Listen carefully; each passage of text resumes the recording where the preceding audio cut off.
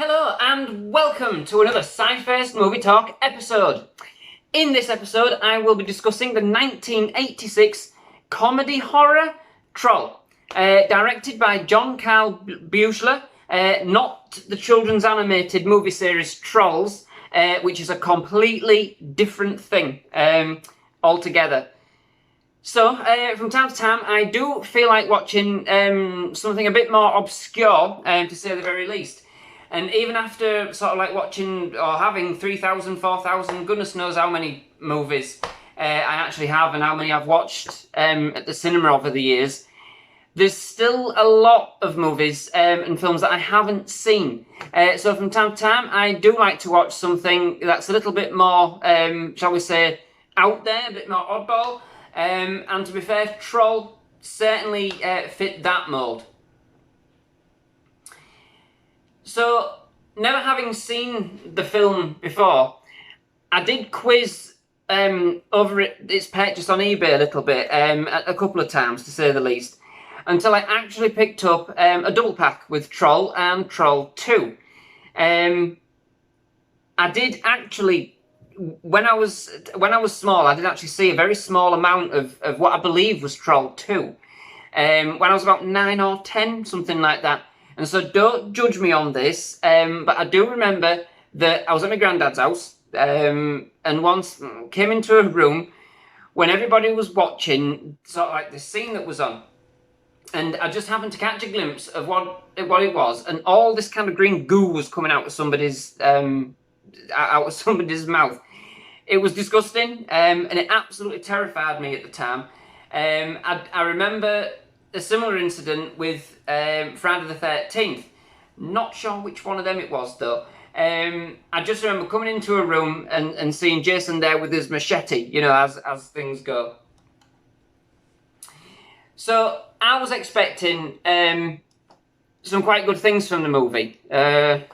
Well, honestly, if you know some of my reviews by now, you'll know that it's hard for me to write a bad review.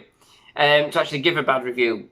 But this film, abysmal, ain't the word. It has a number of different tones and elements that didn't really seem to marry or match. I would be struggling to tell you what the actual plot was, but I will try. It's centred around this creature, a troll, who can take human shape with the power of an emblem, a ring, who then infiltrates a family who have just moved into an apartment block by taking the form of their young daughter.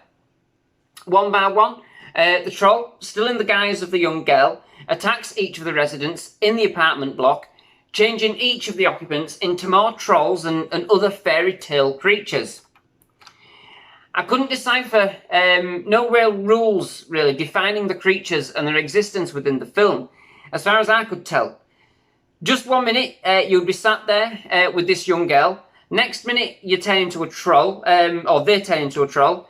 They then stab you with the ring, and before you know it, you have a forest growing in your living room, and you've become a great big mound of pulsating green goo. Then all of a sudden, you have these creatures that start to form. Not your average Friday night, I must admit. I believe that some of the creatures that form from the residents were akin to their personality, such as nymphs, goblins, and elves. So, yeah. Coincidentally, in the same building, for whatever reason, there is a witch who does happen to know about the creatures and how to stop them. The young girl's brother, the only person to realise there's something wrong and something going on, befriends the witch, who then, for whatever reason, proceeds to tell him about everything about the troll. Together, they hatch a plan to try and stop the troll before it's too late. Additionally, the creatures actually do a musical number. Again, like quite a lot of the plot, it's not really defined why they do that. Some kind of chant ceremony that they're doing, but why? I'm not entirely sure. Everything in the film is just so wooden, cheesy and corny, and some of the connections made within the plot and between the characters with regards to progressing the story are massive leaps of faith, to say the least. Part of me can see why perhaps it's gained quite a cult status and a cult following over the years. Perhaps, of course, it's just because it's just so hammy. The creatures themselves are a mixture of costumes and puppetry. It looks like somebody rooted through Jim Henson's bin one night as Labyrinth was being produced, being released in the same year as this film, and took his cast-offs for this movie. I know that it might be a bit harsh, and I do appreciate that the film was made in 1986, so in terms of special effects, I wasn't expecting much. The film didn't probably have much of a budget, I can live with that. But when you start to talk about times when films such as Gremlins and Critters, and even Ghoulies, to be fair, and the aforementioned Labyrinth, were all being produced, all completely different movies, but still with better effects than those by miles. I mean, at its heart, to be fair, the film did actually have an ecological message as one of its themes, as the transformations of the apartment were, we're told in the film, required in order to complete a prophecy allowing the troll to reclaim the earth and transform it into his own world. A lush green forest, land laden with all manners of creatures, living in harmony. So part of it was hard to imagine the trolls as evil, especially the way we treat our planet today. It was difficult to differentiate who might actually be the villain in the piece, basically. The film was somewhere between Labyrinth, Dark Crystal, Gremlins, Critters and Ghoulies. It was a mixture of all of those kind of films, and none of them at the same time, if you get what I mean. The film for me is a curiosity piece. I don't really recommend it. However, if you wanted to have a popcorn night with a few friends, sort of like a Gilmore Girls film night, that type of thing, a film you can joke about, a film you don't really have to watch or take too seriously, then by all means have a go, have a laugh.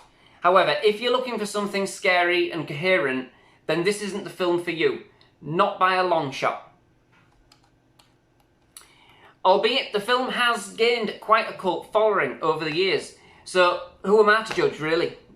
I think I still will watch Troll 2 at some point to see how it compares. However, by all accounts, this film is not a sequel to Troll, but one that had been retitled from a film called Goblins, to cash in on the success of the original. Apparently it was quite successful.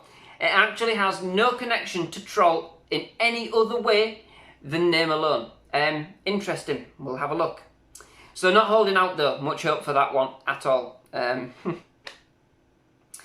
To finish, I just thought I would comment on one of the elements I did find quite amusing. I couldn't help but chuckle when I heard it. Basically, the father of the young boy, who teams up with the witch in order to stop the troll's plan from coming to fruition, was called Harry Potter, of all things. So, hey. So, that brings me to the end of this episode. Thank you very much for watching. If you do like this review, or any of the others on my channel, please do hit that subscribe button, please leave a like, or any comment that you feel that's worthy of leaving. Obviously, if you've got any ideas for any upcoming SciFirst MovieTalk episodes or films you would like me to watch as part of this channel, then please do drop me a line. Otherwise, again, thank you very much for watching and goodbye.